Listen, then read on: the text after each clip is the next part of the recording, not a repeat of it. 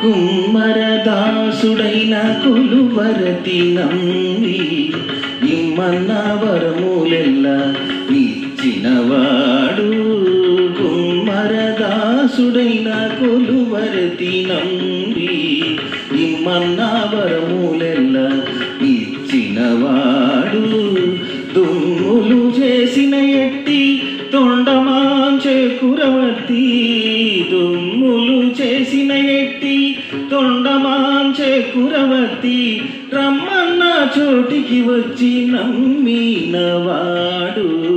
దుమ్ములు చేసిన ఎట్టి తొండమాంచె కురవర్తి, రమ్మన్న చోటికి వచ్చి నమ్మినవాడు.